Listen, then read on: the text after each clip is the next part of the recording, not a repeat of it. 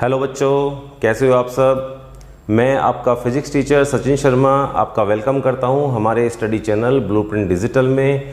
तो आज का हमारा क्या विषय है चैप्टर है हमारा प्रकाश का परावर्तन, अध्याय 1, कक्षा 12।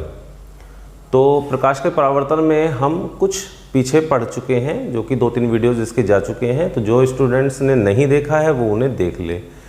तो हमने क्या पढ़ा है, जो पीछे हम कुछ पढ़ा है 3 वीडियोज़ में, तो उसमें हमने प्रकाश किस प्रकार से परावर्तित होता है, प्रकाश होता क्या है, किस प्रकार परावर्तित होगा, साथ में 3 प्रकार के हमने दर्पण देखे, जिसमें हमने समतल दर्पण देखा और गोलीय दर्पण देखा। तो गोलीय दर्पण को हमने 2 पार्ट में बांटा, 2 पार्ट में विभाजित किया, जिसमें एक को हमने कहा अवतल दर्पण कॉनकेव मिरर और दूसरा हमने कहा उत्तल दर्पण यानी कि कॉन्वेक्स मिरर।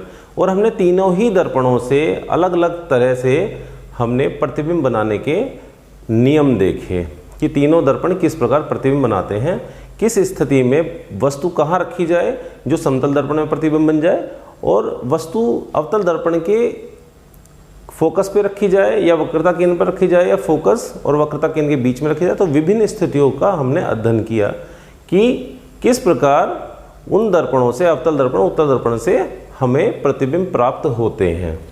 साथ में हमने चिन्ह परिपाटी भी देखी। चिन्ह परिपाटी में दूरियां जब आपके दर्पण से, दर्पण के ध्रुव से बाईं तरफ की तरफ नापी जाती हैं और जब दाईं ओर की ओर नापी जाती हैं तब दूरियां धनात्मक होती हैं, ऋणात्मक होती हैं। वो हमने उन वीडियोस में देख लिया है। तो जिन स्टूडेंट्स ने वो वीडियो अभी तक नहीं देखी है तो आज का लेक्चर स्टार्ट करने से पहले वो उन वीडियोस को ज़रूर देख लें, ठीक है। बाकी इसमें यदि आप उसे बाद में भी देखते हैं तो ये लेक्चर आपको बहुत समझ में आने वाला है। तो आइए देखते हैं क्या इसमें पढ़ेंगे आज हम। तो पहला टॉपिक जो आज का है हमारा वो गोलीय दर्पणों के उपयोग हैं। तो गोलीय दर्पण हमने कौन कौन से बताए हैं? गोलीय दर्पण एक हमने अवतल दर्पण बताया है और एक उत्तल दर्पण बताया है। तो 2 प्रकार के हमें गोलीय दर्पण प्राप्त होते हैं, ठीक है। तो कहाँ कहाँ वे प्रयोग होते हैं और किस तरह से प्रयोग होते हैं वो देखते हैं। जैसे कि हजामत बनाने में, तो हजामत सब समझ गए होंगे, शेविंग की बात की जा रही है यहाँ पे।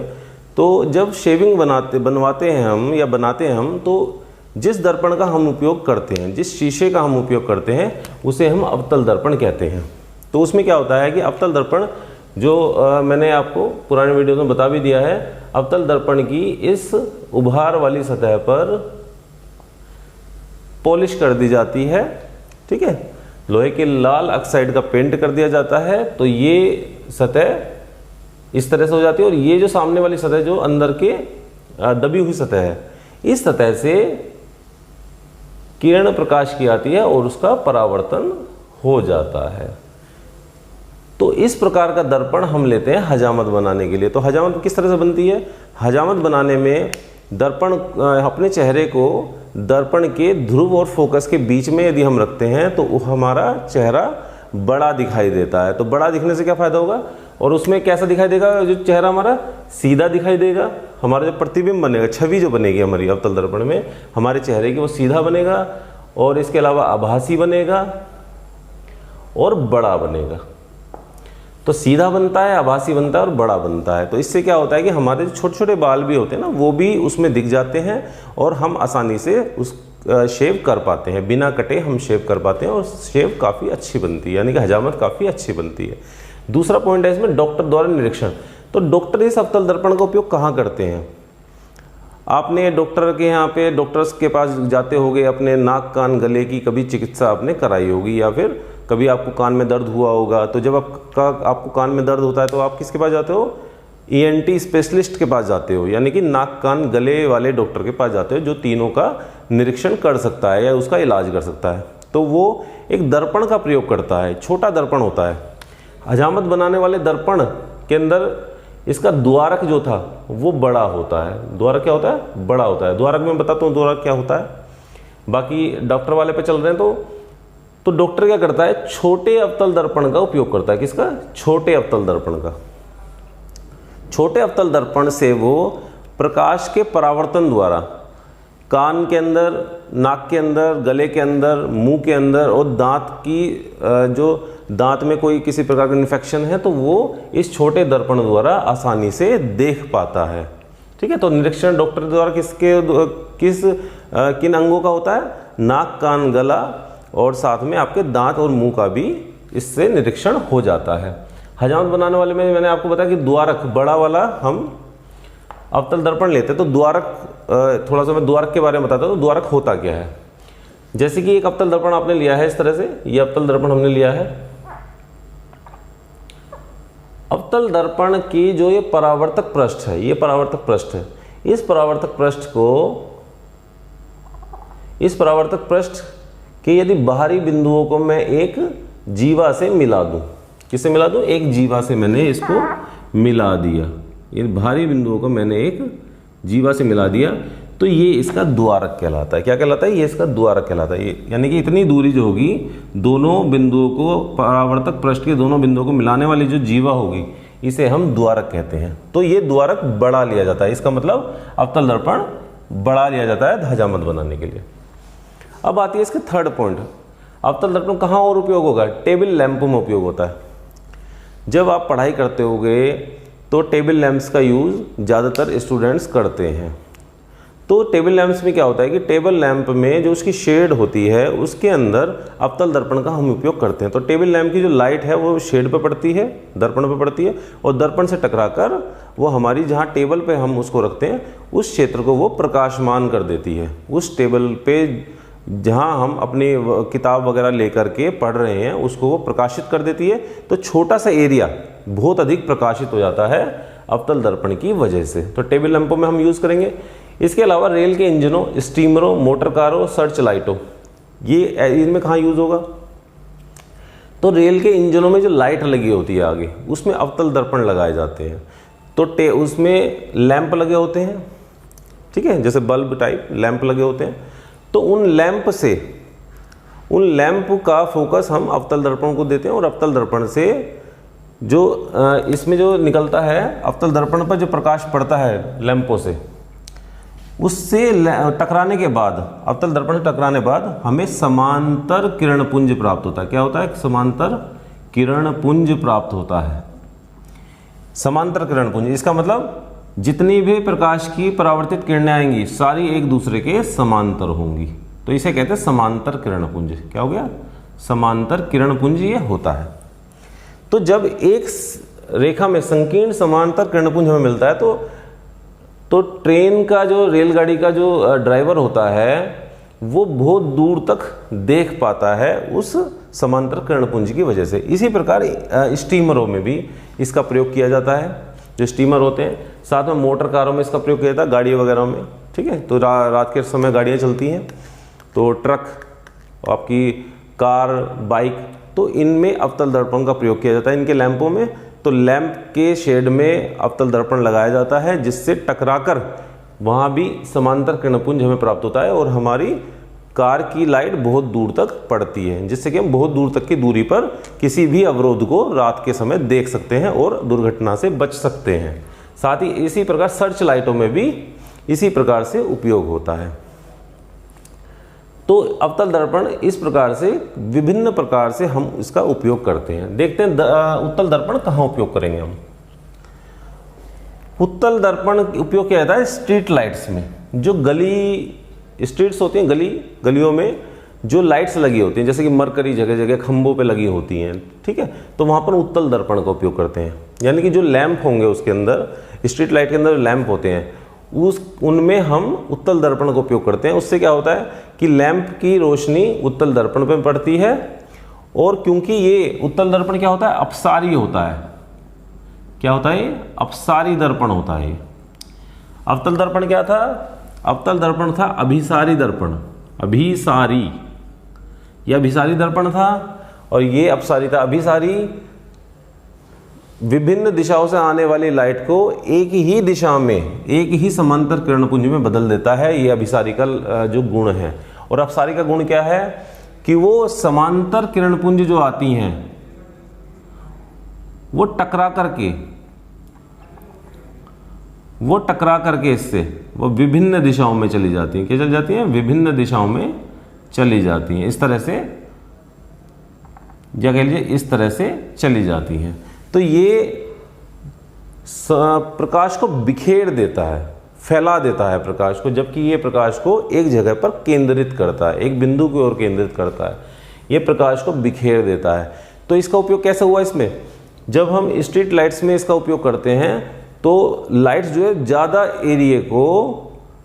एक एरिया को प्रकाशित कर पाती है, क्योंकि प्रकाश बिखर जाता है इन उत्तल दर्पण से टकरा करके।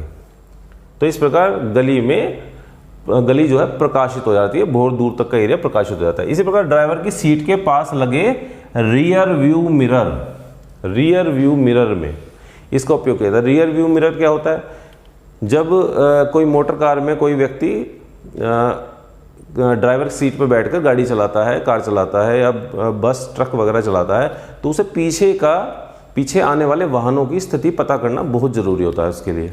तो पीछे की स्थिति कैसे पता चल जाती है, उसके सीधे हाथ की तरफ एक दर्पण लगा रहता है। इसी प्रकार गाड़ी के उल्टे हाथ की तरफ भी एक दर्पण होता है। तो दोनों दर्पण जो है पीछे आने वाले वाहनों की स्थिति बताते हैं। तो वो ज़्यादा बड़े क्षेत्र को छोटे से दर्पण में जो है उसको देख पाते हैं ड्राइवर, तो जिसकी वजह से दुर्घटना से बचा जा सकता है, साइड ली जा सकती है गाड़ी चलाते समय। तो वहाँ पे हम ड्राइवर की सीट के पास लगे रियर व्यू मिरर, उसे कहते हैं रियर व्यू मिरर। तो उस रियर व्यू मिरर में क्या कहते हैं, उत्तल दर्पण का उपयोग करते हैं। तो इसकी सहायता से पीछे आने वाले वाहनों की स्थिति हमें पता चल पाती है। जो दूर दूर तक के वाहन होते हैं, काफ़ी दूर तक के वाहन इसमें दिख जाते हैं। तो इस प्रकार से हम उत्तल दर्पण और अवतल दर्पण का उपयोग करते हैं। अब आती है बात उत्तल दर्पण और अवतल दर्पण को पहचान करने की, इनकी पहचान कैसे की जाए। ठीक है, तो ये क्वेश्चन छोटे छोटे क्वेश्चन है, ये वन लाइनर भी क्वेश्चन में भी आ जाते हैं कि आपके लघु उत्तरीय क्वेश्चन या जो है आपके अति लघु उत्तरीय क्वेश्चनों में पूछा जाता है कि अवतल दर्पण के 4 उपयोग बताइए या 5 उपयोग बताइए। इसी प्रकार उत्तल दर्पण के आप उपयोग बताइए। ठीक है, और इसके बाद आते हैं हम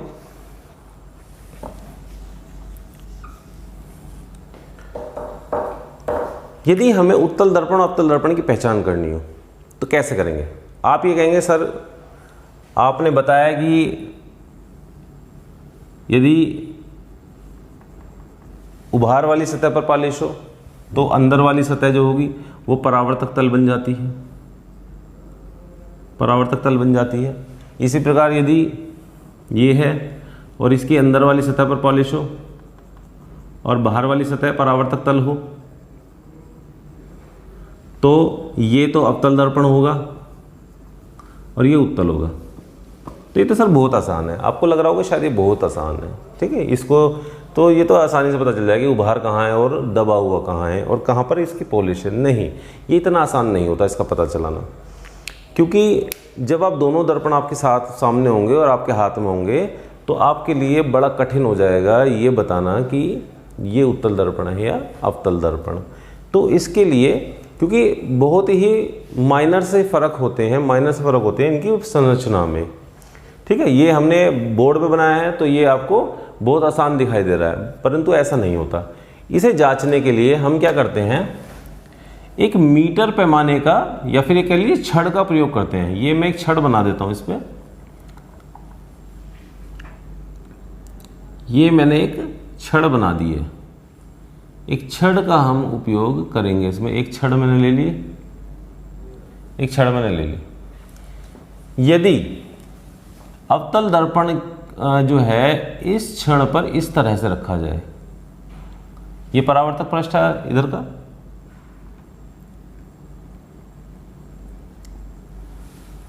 यदि छड़ अवतल दर्पण के परावर्तक पृष्ठ पर मिलाकर रखने पर, यदि अवतल दर्पण हमने ऐसे रख दिया और इसके ऊपर एक छड़ रख दी, अवतल दर्पण के ऊपर छड़ रख दी, उसके परावर्तक तल के सामने रख दी, तो यदि ये बीच में से इसे टच नहीं करती है, बीच में से इस जो मीटर जो आपका छड़ है या फिर मीटर स्केल है वो इसको टच नहीं करता है, तो इसका मतलब ये क्या है, अवतल दर्पण है। तो हम इस तरह से इसका अवतल दर्पण का पता लगा सकते हैं कि ये अवतल दर्पण कैसे है। और इसी प्रकार ये आपका हमने एक दर्पण बना लिया और एक मीटर छड़ जो है हमारी इससे टच करती हुई यहाँ से ऐसे जा रही है।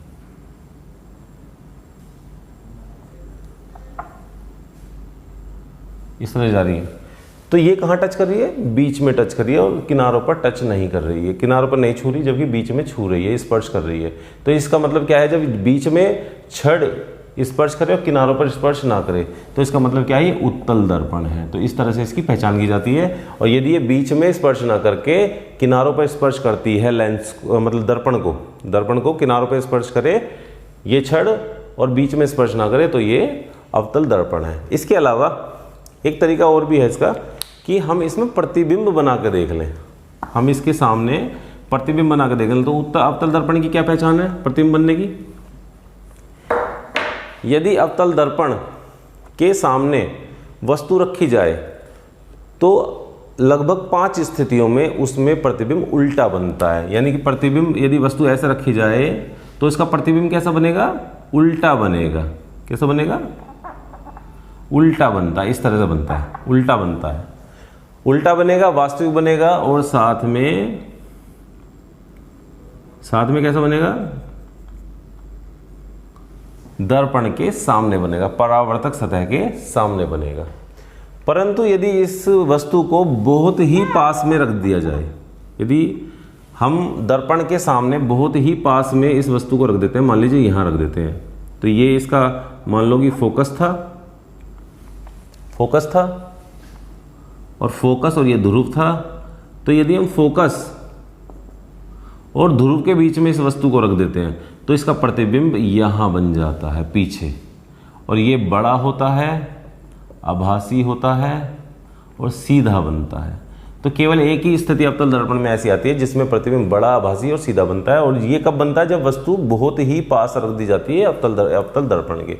तो इससे हम पहचान कर सकते हैं यदि दर्पण के सामने रखने पर वस्तु का उल्टा प्रतिबिंब बन रहा है, वास्तविक प्रतिबिंब बन रहा है, तो इसका मतलब दर्पण अवतल है। और यदि ऐसा नहीं हो रहा है, बहुत पास रखने पर प्रतिबिंब बड़ा बन रहा है, आभासी बन रहा है और सीधा बन रहा है, तो इसका मतलब ये है कि ये अवतल दर्पण है। और उत्तल दर्पण की स्थिति में क्या होता है? उत्तल दर्पण की स्थिति में जब आप प्रतिबिंब बनाओगे तो उसमें कभी भी उल्टा प्रतिबिंब नहीं बनता, हमेशा सीधा प्रतिबिंब बनेगा। ठीक है, और केवल 2 ही स्थिति में प्रतिबिंब बनता है उसमें। तो अवतल दर्पण की आप आसानी से पहचान कर सकते हो। यदि प्रतिबिंब सीधा बन रहा है, आभासी बन रहा है और छोटा बन रहा है, इसमें प्रतिबिंब कैसा बना था? एक स्थिति जब अवतल दर्पण की कौन सी है? जिसमें एक प्रतिबिंब बड़ा बनता है, आभासी सीधा बनता है, जबकि उत्तल दर्पण में प्रतिबिंब सदैव सीधा बनेगा, आभासी बनेगा। आभासी का मतलब क्या होता है? परावर्तक तल के दूसरी ओर बनना। यदि परावर्तक तल के इधर बन रहा है, बाईं तरफ बन रहा है, तो प्रतिबिंब वास्तविक होगा। यदि परावर्तक तल के इस साइड बन रहा है प्रतिबिंब, तो सदैव आपका आभासी कहलाएगा। तो इधर वास्तविक कहलाएगा, उधर आभासी कहलाएगा। तो सीधा, आभासी और छोटा बनता है। इसमें प्रतिबिंब कभी भी उत्तल दर्पण से बड़ा नहीं बनेगा, छोटा बनेगा। तो यहाँ प्रतिबिंब एक स्थिति में कैसा बन रहा था? बड़ा बन रहा था। तो यदि बड़ा बन रहा है और आभासी बन रहा है तो आप इससे कंफ्यूज मत होना कि उत्तल दर्पण है, ये अवतल दर्पण होगा। और उत्तल दर्पण में कभी भी प्रतिबिंब बड़ा नहीं बनेगा, छोटा ही बनेगा, और सीधा और आभासी बनेगा, और कभी भी उल्टा नहीं बनेगा। तो इस प्रकार से इसकी पहचान आप कर सकते हो। तो स्टूडेंट्स, अब हम अवतल दर्पण की फोकस दूरी के लिए सूत्र 1/f = 1/v + 1/u का निगमन करेंगे। क्या करेंगे? अवतल दर्पण की फोकस दूरी के लिए सूत्र 1/f = 1/v + 1/u का निगमन करना है। इस फॉर्मूले को हमें निकालना है, बनाना है, तैयार करना है। इसको कैसे करेंगे? तो अवतल दर्पण ले लेते हैं। एक हमने अवतल दर्पण ले लिया। अवतल दर्पण में हमने एक बिंदु वस्तु मान ली, एक वस्तु मान ली हमने AB। तो AB से एक रेखा समांतर चलेगी, मुख्य अक्ष के समांतर ये रेखा चलेगी अवतल दर्पण की ओर, और ये समतल दर्पण से अवतल दर्पण से टकरा करके ये कहाँ से होकर जाएगी? फोकस से होकर जाएगी। जो समांतर रेखा होती है मुख्य अक्ष के, वो रेखा टकराने के बाद फोकस से होकर जरूर जाती है। ठीक है, और एक रेखा इसके वक्रता केंद्र C से होकर जाएगी। कहाँ से होकर जाएगी? वक्रता केंद्र C से। और C से जो होकर जाएगी, कोई भी किरण जब वक्रता केंद्र से होकर जाती है, प्रकाश किरण, तो वो उसी पथ पर वापस लौट जाती है। तो इस पथ से आई और इसी पथ से वापस चली गई।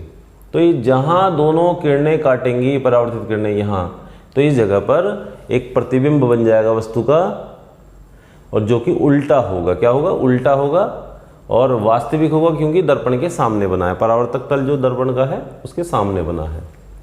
ठीक है, तो इस प्रकार से एक काम और हम कर लेते हैं कि यहाँ जो D बिंदु हमें मिला दर्पण पर, इस पे हम एक लंब डाल लेते हैं।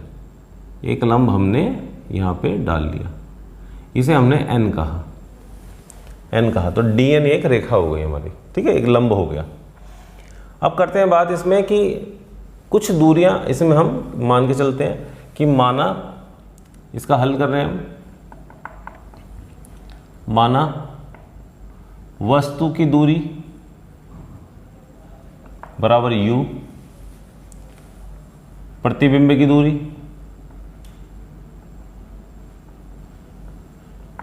v है, फोकस दूरी f है। ठीक है, वक्रता त्रिज्या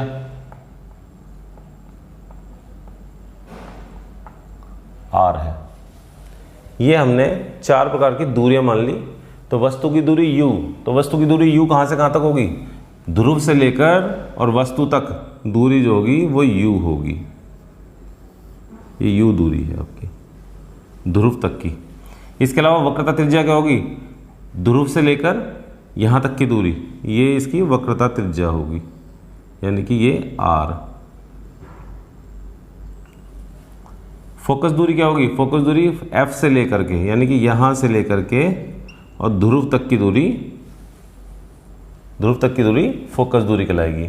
और प्रतिबिंब की दूरी क्या थी? प्रतिबिंब यहां है आपका, तो प्रतिबिंब की दूरी यहां से लेकर के ध्रुव तक, तो आपकी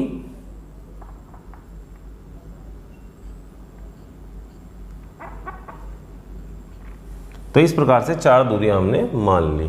ठीक है, अब हम बात करते हैं इस फिगर की, इस चित्र की। तो इस चित्र में आपको एक दिखाई दे रहा होगा ABC त्रिभुज दिखाई दे रहा होगा, ABC त्रिभुज बन गया। इसी प्रकार से ये वस्तु द्वारा बना गया त्रिभुज है और ये वस्तु के प्रतिबिंब द्वारा बना त्रिभुज है। तो A', B', C, तो यहाँ कौन से त्रिभुज बन गए? A त्रिभुज ABC व त्रिभुज A', B', C, ये दोनों त्रिभुज समरूप हैं। क्या है? समरूप त्रिभुज हैं। ये दोनों त्रिभुज समरूप हैं। तो जब इस प्रकार से समरूप त्रिभुज बनते हैं तो समरूप त्रिभुजों के अंदर प्रॉपर्टी होती है कि AB बटा A', क्या प्रॉपर्टी होती है? AB बटा A', AB इसकी, इस त्रिभुज की ये वाली लंबाई और इस त्रिभुज की ये वाली लंबाई, ये आपस में इनका भाग किसके बराबर होगा? AC ये दूरी और A', AC बटे A', ये आपस में बराबर होंगी। ये हमारी होगी समीकरण 1। हमने समीकरण 1 मान ली। अब अन्य त्रिभुज लेते हैं। DN हमने एक अभिलंब डाल दिया था, इस पर लंब डाल दिया था। अब एक त्रिभुज बन जाता है DFN एक त्रिभुज बन जाता है और दूसरा त्रिभुज बन जाता है A', B', F, क्या A', F, B'। तो दूसरा त्रिभुज क्या बन गया? त्रिभुज DFN व त्रिभुज A', F, B', ये भी त्रिभुज क्या है? समरूप हैं, समरूप हैं ये भी। तो समरूप त्रिभुज में फिर वही DN बटे A', B', DN बटे A', B', समरूप त्रिभुजों में ये प्रॉपर्टी होती है। और NF बटे A', NF बटे A', NF बटे A', ये हो गई हमारी, या इसको अभी रुक जाइए, अभी मानते हैं इसका समीकरण। इसमें आप एक चीज़ देख रहे हो कि जो DN है, DN AB के बराबर आपको दिखाई दे रही होगी, DN बराबर AB। तो यहाँ DN बराबर AB रख दो आप। तो इसकी जगह मैंने क्या रख दिया? यहाँ पे मैंने रख दिया DN बराबर AB, मैंने इसकी जगह रख दिया बटे A', B' बराबर NF बटे A', F, ये मैंने रख दिया। क्यों रख दिया? ब्रैकेट लगाता हूँ यहाँ पे। तो DN जो है AB के बराबर है। ये मैंने इस तरह से इसको रख दिया। अब यहाँ आप देख रहे हो कि ए डैश ए बी बटे ए डैश बी डैश बराबर एन एफ बटे ए डैश एफ। इसी प्रकार ए बी बटे ए डैश बी डैश बराबर ए सी बटे ए डैश सी। तो ए बी बटे ए डैश बी डैश यहाँ भी है और ए बी बटे ए डैश बी डैश यहाँ भी है। इन दोनों के मान आपस में प्रतिस्थापित कर दो, यानी कि इसका मान यहाँ रख दो। ए बी बटे ए डैश बी डैश का मान पहली इक्वेशन से यहाँ रख दो। क्या आ गई हमारा ए सी बटे ए डैश सी। ए सी बटे ए डैश सी मैंने इसकी जगह यहाँ रख दिया और बराबर में क्या है, यहाँ पे ये है एन एफ बटे ए डैश एफ। ये समीकरण 1 से मैंने रखी है, समीकरण 1 से मैंने रख दिया इसको। ठीक है, तो हम पे क्या आ गई, एक समीकरण और आ गई। अब इस समीकरण को और हल करते हैं। कैसे हल करेंगे इसको, चलिए देखते हैं। तो हम पे क्या इक्वेशन आ गई, ए सी बटे ए डैश सी, ए सी बटे ए डैश सी बराबर एन एफ बटे ए डैश एफ। ए सी क्या है हमारे पास, ए सी ये दूरी है, ये दूरी है ए सी। इस दूरी को मुझे निकालना है, तो इस दूरी को मैं क्या ऐसे लिख सकता हूं, पी ए। यदि मैं इस पी ए दूरी में से पी सी दूरी को घटा दूं, ए सी की जगह P A minus P C, A C की जगह मैंने क्या लिख दिया, पी ए। इस दूरी में से पी ए दूरी में से इस पी सी दूरी को घटा दिया तो ये दूरी बच जाएगी, यानी कि ए सी बच जाएगी। तो P A minus P C मैंने इसकी जगह लिख दिया। अब आती है बात ए डैश सी की। ए डैश सी ये दूरी आप कैसे निकालोगे, पी सी में से ए डैश सी निकालने के लिए पी सी में से पी ए डैश माइनस कर दो। पी सी में से पी ए डैश आपने माइनस कर दिया, पी सी में से पी ए डैश आपने माइनस कर दिया। इसी प्रकार एन एफ, जो एन एफ है ये दूरी, एन एफ के लिए मैं एक बात कहता हूं यहाँ पे कि यहाँ पे मुझे एक बात कहनी थी जो मैं अभी यहाँ पे बता देता हूँ। यदि दर्पण का द्वारक छोटा हो, यदि ये दर्पण बड़ा ना होकर छोटा होता, ठीक है, द्वारक क्या होता है, ये द्वारक है, यहां से लेकर जो इसको एक जीवा मिलाएगी इन दोनों बिंदुओं को, तो ये द्वारक कहलाएगा। यदि द्वारक ये छोटा होता, यानी कि दर्पण थोड़ा छोटा होता, तब ये बिंदु एन जो होता है, जो डी बिंदु होता, ये पी के पास आ जाता। डी बिंदु खिसक कर कहाँ जाता, पी के पास आ जाता। तो ये जो एन पी, ये जो दूरी हो जाती, यानी कि ये जो एफ एन है, एन एफ है, एन एफ दूरी, ये एन एफ दूरी उस स्थिति में पी एफ दूरी के बराबर हो जाती। किसके बराबर हो जाती, तो इस स्थिति में एन एफ बराबर पी एफ। यदि द्वारक छोटा हो जाए इसका, तो डी बिंदु पी बिंदु के पास माना जाएगा, पास आ जाएगा ये, ठीक है, क्योंकि किरणें जो पड़ेगी वो कहीं यहाँ कहीं पड़ेगी या और पास पड़ सकती हैं। तो ये डी जब पास आ जाएगा, तो इससे जब लंब यहाँ पे डालेंगे, यानी कि मान लो सपोज करो डी यहाँ पे आ गया और डी यहाँ इस बिंदु पर आ गया, मैं इसे लंब डालूँ तो ये बहुत ही पास आ जाएगा पी के। तो ये एफ एन दूरी जो हो जाएगी, एन एफ दूरी जो हो जाएगी, वो पी एफ दूरी के लगभग बराबर हो जाएगी। तो मैंने एन एफ बराबर पी एफ मैंने यहाँ से रख दिया। तो इस एन एफ की जगह क्या रख दूँ मैं, पी एफ मैंने रख दिया। और नीचे क्या, ए डैश एफ, ए डैश एफ यानी कि ये दूरी। तो ये दूरी के लिए मैं ऐसा कर लेता हूँ कि पी ए डैश में से पी एफ माइनस कर देता हूँ, पी ए डैश में से पी एफ मैंने माइनस कर दिया। पी ए डैश में से, यानी इस दूरी में से मैंने इस दूरी को माइनस कर दिया, तो मुझे ये दूरी मिल गई, ठीक है। अब आते हैं इनके वास्तविक मान रखने पर। वास्तविक मान हमने कौन से ले रखे हैं, u वस्तु की दूरी, r वक्रता त्रिज्या, f फोकस दूरी और v प्रतिबिंब की दूरी। अब इन मानों को हम इसमें रख देते हैं। तो आपका जो कह रहा है pa, आप ये देखोगे यहाँ पे pa क्या है आपका, pa ध्रुव से लेकर वस्तु की दूरी क्या है हम पे u। अब u कैसा रखेंगे हम, u रखेंगे यहाँ पे माइनस का u। क्यों, क्योंकि जब हम दर्पण के बाईं ओर दूरियां लेते हैं, इसमें हमने पुराने वीडियो में चिन्ह परिपाटी बताए थे। तो चिन्ह परिपाटी में क्या था कि दर्पण के जब बाईं ओर की दूरी लेते हैं तो वो माइनस में ली जाती है, ऋणात्मक ली जाती है, और दर्पण की जब दाईं ओर की दूरी लेते हैं तो वो धनात्मक ली जाती हैं। तो वो उत्तल दर्पण में आएंगी आपकी धनात्मक दूरियाँ, यहाँ ऋणात्मक दूरी चलेंगी लगभग सारी। तो पी क्या है, पी ए थी वस्तु की दूरी ध्रुव से, तो ये है आपकी यू, ये हमने ले लिया यहाँ पे। इसके बाद ये वाला minus P C, P C क्या है, पी सी ये क्या है, वक्रता त्रिज्या जो कि हमारी आर, तो ये भी दूरी माइनस में होगी पी सी, फिर वही minus K R, P A dash, P A dash यानी कि प्रतिबिंब की दूरी, प्रतिबिंब की दूरी कितनी है v, और यहाँ पे हम माइनस का v ले लेंगे, बराबर पी एफ, पी एफ कितना है, फोकस ध्रुव से फोकस तक की दूरी यानी कि फोकस दूरी f, और ये आपका माइनस के f आ जाएगा। और इसी प्रकार P A dash, P A dash यानी कि प्रतिबिंब की दूरी यानी कि माइनस के v, और माइनस पी एफ माइनस के f आ जाएगा। ठीक है, ये हमने सारा रख दिया। अब यहाँ पे एक चीज़ आप r देख रहे होंगे, जबकि इस वाले सूत्र में कहीं भी r नहीं है, दिख रहा है आपको r, तो इसका मतलब हमें r हटाना पड़ेगा। r हटेगा कैसे, हटने का क्या तरीका है, इसका हटने का तरीका ये है कि हम इसके सूत्र पर विचार करते हैं, r का जो सूत्र होता है। तो r का सूत्र क्या होता है, गोलीय दर्पण होते हैं, गोलीय दर्पण में अवतल दर्पण उत्तल दर्पण होते हैं, और दोनों दर्पणों के लिए ही फोकस दूरी जो होती है वो वक्रता त्रिज्या की आधी होती है।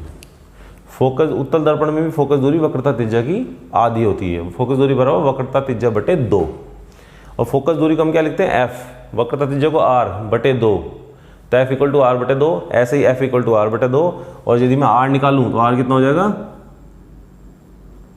2 से मल्टीप्लाई 2f, r बराबर 2f आ जाएगा। तो हमें यहाँ r की जगह क्या रख देना चाहिए, 2f रख देना चाहिए। इसे थोड़ा सा हल कर लेते हैं पहले।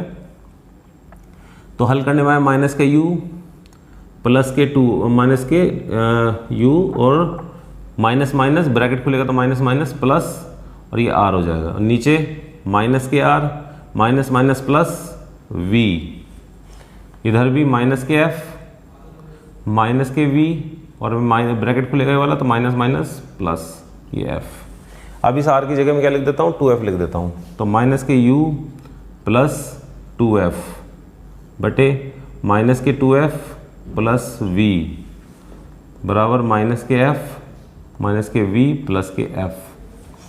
अब इनकी ऐसे करके क्रॉस मल्टीप्लिकेशन कर दी मैंने, क्रॉस गुणन कर दिया, तो ये इससे गुणा करेगा और ये इससे गुणा करेगा, तो क्या आ गया, इन दोनों की गुणा करो, इन दोनों की गुणा करो, तो क्या मैंने करा u प्लस 2f की गुणा किससे हो गई, माइनस के v प्लस f से हो गई, बराबर इसकी गुणा इससे माइनस के 2f प्लस v और गुणा माइनस के f आ गया। इनको हल कीजिए, तो इस वाले ब्रैकेट को मैं खोलता हूँ, ये गुणा में है, तो माइनस यू की गुणा इस पूरे ब्रैकेट से हो जाएगी। कैसे हो जाएगी, माइनस यू की गुणा इस पूरे ब्रैकेट से हो जाएगी, माइनस के v प्लस एफ, माइनस के v प्लस एफ पूरे ब्रैकेट से हो गई। इस ब्रैकेट को खोलकर हमने इसमें गुणा कर दिया, तो माइनस यू की गुणा इस पूरे ब्रैकेट से हो गई, फिर ये वाला प्लस, ये वाला प्लस, फिर 2f की गुणा इससे हो गई, 2f की गुणा माइनस के v प्लस एफ से हो गई, माइनस के v प्लस एफ से हो गई। ऐसे ही दूसरे बराबर की दूसरी तरफ बराबर, इस ब्रैकेट को खोलता, ये इसमें माइनस एफ की सीधे सीधे अंदर गुणा कर दो, तो माइनस की जब अंदर माइनस से गुणा होगी तो माइनस माइनस प्लस, और एफ की गुणा एफ से होगी 2f से, तो आएगा 2f स्क्वायर, 2f की पावर 2, और जब माइनस प्लस की गुणा होगी माइनस और प्लस, तो ये कितना आ जाएगा, माइनस आ जाएगा, माइनस प्लस माइनस, और ये कितना आ जाएगा vf, माइनस के vf, इस तरह से आ जाएगा। और हल कीजिए इसको, अब इनके अंदर कर दो गुणा, तो इसके अंदर कर दी तो मैंने क्या आया, माइनस की u माइनस और माइनस प्लस u और v की गुणा uv, ठीक है। इस दोनों को करो तो माइनस और प्लस माइनस और uf आपका ये आ गया, ठीक है।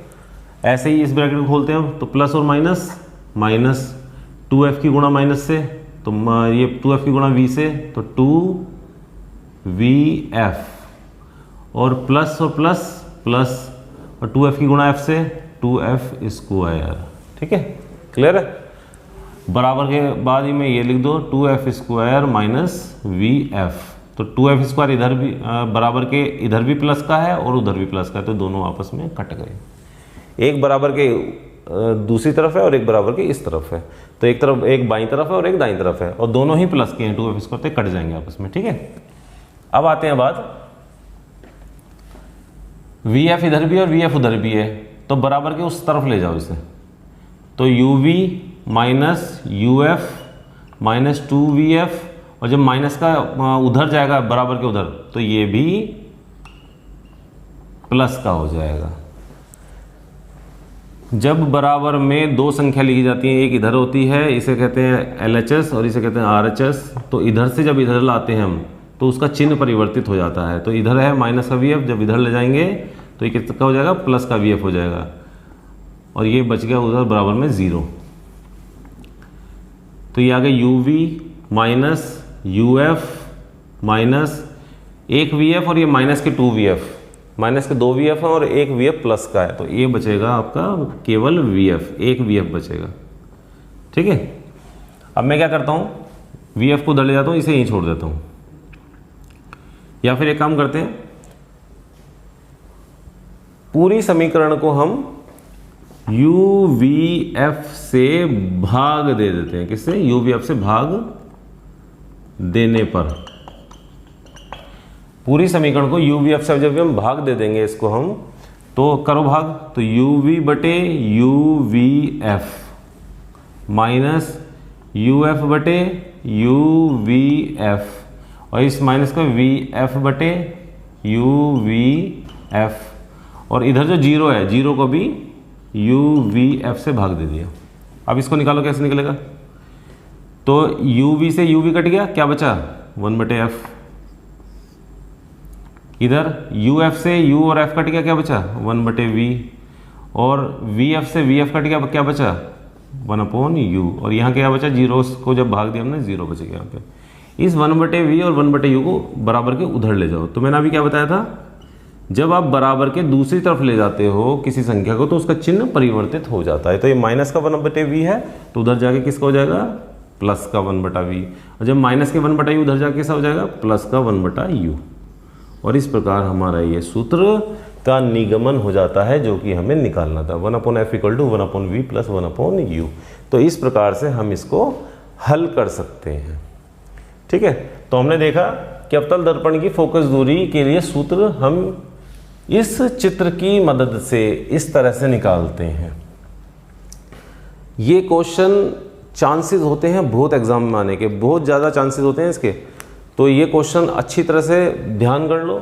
वैसे तो इस तरह से मैंने समझाया है इसको कि आपको बहुत ही कम दिक्कत आएगी इसे समझने में। ठीक है, केवल आपको एक जगह समझना है कि यहाँ पे r को हमने 2f रखा है और यहाँ uvf से लास्ट में भाग दिया है। तो ये 2 स्टेप ऐसे हैं जो आपके रटने वाले हैं, बाकी पूरा समझने वाला है। पूरा समझ के इसको आप आराम से इसका डेरिवेशन कर सकते हैं। तो उत्तल दर्पण की फोकस दूरी के लिए हम नेक्स्ट वीडियो में चलते हैं। तो नेक्स्ट वीडियो में आप इसका हमारा नेक्स्ट वीडियो देखिए, तो उसमें इसको हमने अवतल दर्पण निकाला है इसमें, तो उत्तल दर्पण आपको वहाँ मिल जाएगा। तो स्टूडेंट्स, वीडियो कैसा लगा आपको? वीडियो अच्छा लगा है तो लाइक कीजिए, सब्सक्राइब कीजिए, साथ में सब्सक्राइब के साथ में एक बेल आइकन होता है इसके अंदर, तो वो आपको दबाना है। वो दबाने के बाद ही हमारे रेगुलर अपडेट्स आप तक पहुंच पाएंगे, सारे नोटिफिकेशन आप पर हमारे पहुंच पाएंगे और आप सारे वीडियोस हमारे देख पाएंगे। तो इसके लिए नेक्स्ट वीडियो में मिलते हैं। यदि आपको, जैसे हम पढ़ा रहे हैं इसमें वीडियोस में पढ़ा रहे हैं, तो कुछ डिटेल में आप भी देखना चाहते हैं कि और डिटेल्स आप पढ़ना चाहते हैं, तो एक किताब आती है हमारी, ये आपकी चित्रा प्रकाशन की एक्टिव आती है कक्षा 12th के लिए। ये कक्षा 12th का भाग 2 है चित्रा प्रकाशन का, तो इसे आप ज़रूर लें। तो ये लेने से आपके फैक्ट्स काफ़ी हद तक क्लियर हो जाएंगे। वैसे तो हम इसमें क्लियर करा ही रहे हैं, पर साथ में और डिटेल आप पढ़ना चाहते हैं तो आप इस किताब को ले सकते हैं। ठीक है, तो नेक्स्ट वीडियो में मिलते हैं। Thank you very much.